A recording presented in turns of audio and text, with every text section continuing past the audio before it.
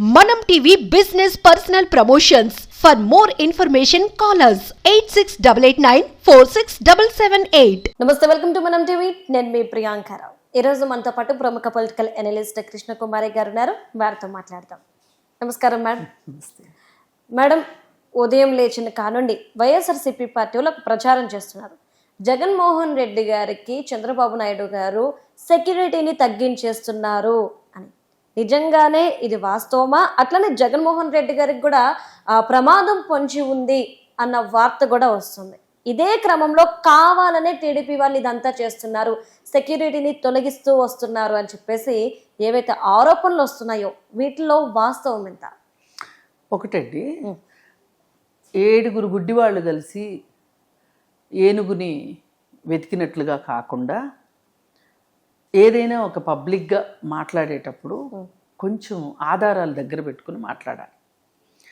ఇప్పుడు మనము చంద్రబాబు నాయుడు ప్రతిపక్ష నాయకుడిగా ఉన్న సందర్భము చూసాం, ఇప్పుడు ముఖ్యమంత్రి అయిన సందర్భము చూసాం. ఈ 2 సందర్భాల్లో ఎవరికి ఏ విధమైన సెక్యూరిటీ ఉంది అనేది గాలిలో లెక్కలు, గాలి మాటలు మాట్లాడకుండా ఇవి ప్రతిదీ ఏంటి అంటే ఒక డాక్యుమెంటెడ్గా ఉంటుంది మ్యాటర్. ఎందుకంటే జీతాలు ఇవ్వాలి కాబట్టి, గవర్నమెంట్ జీతాలు ఇస్తుంది. ఏదో నా దగ్గర ఒక 10 మంది రౌడీలు గుండాలు ఉన్నారనుకోండి, ఉంటే నేను వెళ్ళి నాకు ఇష్టమైన నాయకుడు ఇబ్బందుల్లో ఉన్నాడు, నేను మీకు తిండి పెట్టి మేపుతున్నాను కదా, మీరు వెళ్ళి వాళ్ళ ఇంటి ముందు కాపలా ఉండండి అంటే అది వేరే విషయం. కానీ ఒక ప్రభుత్వం, అది ప్రతిపక్ష నాయకుడు అన్నా అవనివ్వండి, అధికార పక్ష నాయకుడైనా అవనివ్వండి, మినిస్టర్ అయితే అవనివ్వండి, లేదు ఎవరైనా వచ్చి శరణుజొచ్చి నాకు నేను ఒక ప్రమాదకర పరిస్థితిలో ఉన్నాను, నాకు ప్రాణరక్షణ లేదు అని ఒక సామాన్య పౌరుడు వచ్చి అడిగితే కూడా అలాంటి పరిస్థితి ఉంది అని గనక వాళ్ళు నమ్మితే వాళ్ళకు కూడా సెక్యూరిటీ ఇవ్వాలి. అంటే ఈ సెక్యూరిటీ ఏదైనా సరే అక్కడ పేపర్ మీద ఉంటుంది. ఇప్పుడు జగన్మోహన్ రెడ్డి బుల్లి ఏడుపులు ఏడుస్తున్నాడు. ఎందుకు ఏడుస్తున్నాడు ఆయన అంటే, ఏదో ఒక రకంగా చంద్రబాబు నాయుడు పరిపాలన సరిగా లేదు అని ఆయన ప్రపంచానికి చాటి చెప్పాలన్నదే ఆయన ఉద్దేశం. అది ఆయన నేను అసలే తండ్రి లేని బిడ్డని, తల్లున్నా తల్లి వెళ్ళిపోయింది, చెల్లి వెళ్ళిపోయింది, మరి మా బాబాయిని చూస్తే ఎవరో చంపేశారు, నేను ఒంటరివాడిని, ఇప్పుడు నా ఎమ్మెల్యేలు ఎవరు గెలవలేదు, 11 మంది ఎమ్మెల్యేలతో ఉన్నాను, ఇవన్నీ ప్రపంచం ముందు కొన్ని చెప్తున్నాడు, కొన్ని చెప్పట్లేదు. చెప్పకుండా ప్రభుత్వం యొక్క ప్రజల యొక్క సానుభూతిని తీసుకోవాలని చూస్తున్నాడు. అయితే ఆ ప్రాసెస్లో ఏం చెప్తున్నాడు, నాకు రక్షణ లేకుండా చేస్తున్నాడు చంద్రబాబు నాయుడు, నా పైన కుట్ర చేస్తున్నాడు, నాకు సెక్యూరిటీ లేకుండా చేసి నన్ను తెలుగుదేశం కార్యకర్తలతోటి నన్ను చంపిస్తాడు చంద్రబాబు నాయుడు, అది అతని ఉద్దేశం. కానీ వాస్తవ రూపంలో ఆ రోజు సెక్యూరిటీ ఏముంది, ప్రతిపక్ష నాయకుడిగా చంద్రబాబు నాయుడికి అధికార పక్షంలో ఉన్న జగన్మోహన్ రెడ్డి ఎంత సెక్యూరిటీ ఇచ్చాడు, ఇవాళ ఏ విధంగా అంటే వాళ్ళ కుటుంబ సభ్యులకు కూడా సెక్యూరిటీ ఎలా ఇచ్చాడు చంద్రబాబు నాయుడికి, వాళ్ళ కుటుంబ సభ్యులకి, ఇప్పుడు ఏ విధంగా చంద్రబాబు నాయుడు జగన్మోహన్ రెడ్డికి సెక్యూరిటీ ఇస్తున్నాడు అనేది ఒక కంపారిటివ్ స్టడీని, ఒక శ్వేతపత్రాన్ని ఈ రక్షణ విషయాల్లో ఆంధ్రప్రదేశ్ ప్రభుత్వము పత్రికలకు విడుదల చేయాలనుకుంటున్నాను నేను. అలా చేస్తేనే ఇలాంటి అబద్ధాలు చెప్పకుండా ఉంటారు. ఇప్పుడు అబద్ధాలు చెప్తున్నారండి, వాళ్ళు అబద్ధాలు అని మనం అనే బదులు నిజమేదో మనం చెప్పామనుకోండి, నోర్లు మూతపడతాయి కదా ఆటోమేటిక్గా. ఇప్పుడు మరి పోయినసారి చేసింది ఏంటి, నువ్వు చంద్రబాబు నాయుడు మీద రాళ్ళు వేయించావు, చెప్పులు వేయించావు, వాళ్ళ అబ్బాయికి సెక్యూరిటీ తగ్గించావు, చంద్రబాబు నాయుడికి సెక్యూరిటీ తగ్గించావు. అలాగే ఎయిర్పోర్ట్లో ఒక సామాన్య ప్రయాణికుడిని ఏ విధంగా అయితే చెక్ చేస్తారో, అంటే విఐపి ద్వారం గుండా వెళ్ళనివ్వకోకుండా మామూలు ద్వారం నుంచి పంపించి చేతులు 2 పైకి పెట్టి అమెరికాలో చేసినట్టు హ్యాండ్సప్ చేసి ఎలా చేసావో ఇంకా ప్రజలు మర్చిపోలేదు. అలాగే వాళ్ళ అబ్బాయికి లోకేష్కి సెక్యూరిటీ తగ్గించింది అందరికీ తెలిసిందే, ఇది పేపర్లో కూడా వచ్చింది. మళ్ళీ అది అయిపోయిన తర్వాత చంద్రబాబు నాయుడిని అరెస్ట్ చేపించి దొంగ కేసు పెట్టి, అది ఈ రోజుకి ప్రూవ్ కాలేదు కాబట్టి నాలాంటి వాళ్ళు దొంగ కేసు అనే అంటారు, పెట్టి జైల్లో పెట్టి ఆ జైల్లో ఎన్ని రకాల ఇబ్బందులు పెట్టింది ప్రపంచం అంతా చూసింది. పైగా అనాకానికి పనికిరాని నీ పేటీఎం బ్యాచ్ తోటి 2 సార్లు ముఖ్యమంత్రిగా చేసిన వ్యక్తి మీద నువ్వు ఎలాంటి అవాకులు చవాకులు పేల్పించావు. ఒక ఆమె వచ్చింది, అసలు మళ్ళీ ఇప్పుడు ఎక్కడ మీడియాలో కనిపించట్లేదు ఆవిడ మీడియా పర్సన్ కాదు, పేటీఎం బ్యాచ్ అనమాట. ఏమనింది, జైల్లో దోమలు కొట్టుక రంభా వరుసలు వస్తాయా అని మాట్లాడింది. ఎంత తప్పండి. ఒక పదవిలో ఉండి ఆయనేమి తప్పులు చేసి పదవిలోంచి ఆయనేం పదవీచ్యుతుడు కాల, ఓడిపోయాడు అంతే. ఓడిపోవడం వేరు, పదవీచ్యుతులు అవ్వడం వేరు. మీ బంగారం బ్యాంకులో ఇతర ప్రైవేటు సంస్థల్లో ఉన్న విడిపించి కొనబడను. కొమ్మూరి గోల్డ్, ఆంధ్ర మరియు తెలంగాణ. అయితే అలాంటి వ్యక్తి, వయసు ఉంది, ఒక రాజకీయ నాయకుడికి కొన్ని హక్కులు ఉంటాయి జైల్లో కూడా రాజకీయ ఖైదీలకి. అలాంటి వ్యక్తిని పట్టుకొని మీరు ఇంత అవాకులు చవాకులు.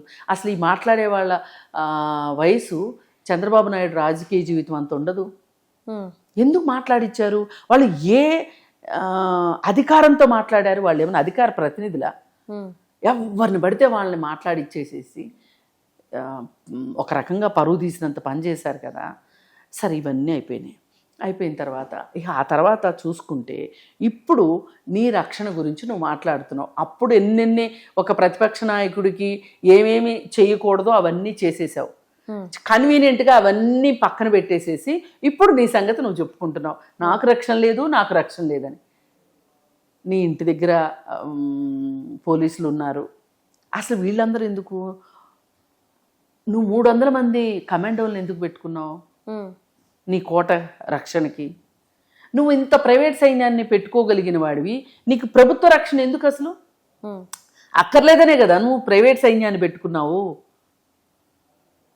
ప్రైవేట్ సైన్యాన్ని పెట్టుకోవడం అనేది ఇట్లాంటి విషయం కాదు. నువ్వు కేంద్ర ప్రభుత్వం దగ్గర నుంచి అనుమతి తెచ్చుకున్నావు. వాళ్ళకి శిక్షణ ఎక్కడి నుంచి వచ్చింది? వాళ్ళకి ఆయుధాలు ఎక్కడి నుంచి వచ్చినాయి? ఇజ్రాయెల్ దగ్గర నుంచి వచ్చినాయి. ఇజ్రాయెల్ సహకారంతో నేషనల్ కమాండోస్ దగ్గర నుంచి శిక్షణ ఇప్పించుకున్నావు నువ్వు.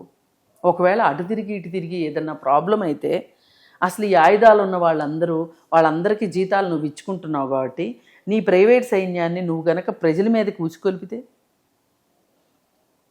అసలు ఒక ప్రతిపక్ష నాయకుడు కూడా కాని ఒక మామూలు ఎమ్మెల్యేకి, మాజీ ముఖ్యమంత్రికి 300 మంది కమాండోలు అవసరమా?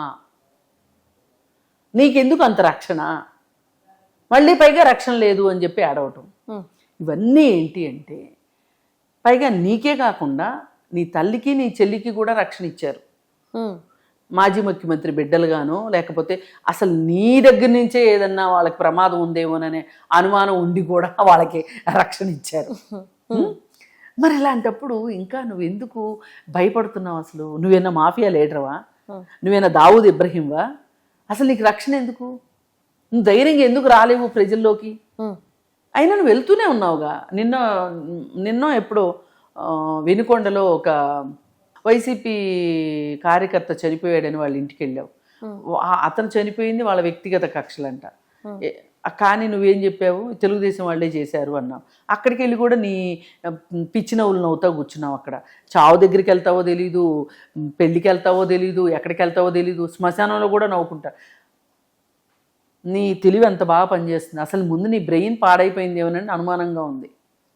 ఎందుకంటే 30 ఏళ్ళు ఉంటాను అని చెప్పి నువ్వు బాటలు వేసుకున్నావు, బోలెడు మహల్స్ కట్టుకున్నావు, అది ఋషికొండ బీచ్లో పెద్ద అంతఃపురం కట్టుకున్నావు, జిల్లాకు ఒక పార్టీ ఆఫీస్ కట్టుకున్నావు, మహల్స్ లాంటివి. నీ ప్రణాళిక చాలా పెద్దది.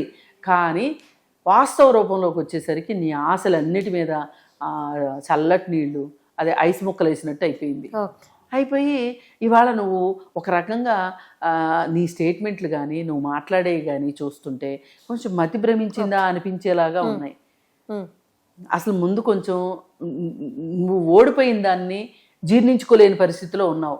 ముందు అసలు ఆ వాస్తవ రూపంలోకి రా. వచ్చి అరే నేను ఇప్పుడు ఇలాగే కదా చేశాను, లేదంటే నీకైనా షార్ట్ టర్మ్ మెమరీ లాస్ వచ్చిందా? గత 5 సంవత్సరాలు నువ్వేం చేసావు అనేది నువ్వే మర్చిపోయావా? కన్వీనియంట్గా, కంఫర్టబుల్గా ఓకే. ఇవన్నీ కూడా ఆలోచించుకోవాలి. ఒకసారి కాకపోతే ఒకసారి అయినా సరే మనస్ఫూర్తిగా మన తప్పేంటి ఒప్పేంటి అనే ఒక ఆలోచనతో గనక ఒక వ్యక్తి ఉంటే గనక చాలా బాగుంటుంది. ఓకే. అది మిస్ అవుతుంది జగన్మోహన్ రెడ్డి దగ్గర. Okay ma'am. అది ఆ ఆత్మవిమర్శ నేర్చుకోవాలని కోరుకుంటున్నావు. అప్పుడే నువ్వు ఇలాంటి అసంబద్ధమైన తప్పులు తడకలైన మాటలు మాట్లాడుకోకుండా ఉంటావు. కనీసం ప్రభుత్వం అయినా కల్పించుకొని ఒక శ్వేతపత్రాన్ని విడుదల చేయాలి. ఓకే. అప్పుడు ఎక్కువ తక్కువ మాట్లాడుకోకుండా ఉంటారు. Okay ma'am. Right. Thank you so much ma'am. Thank you.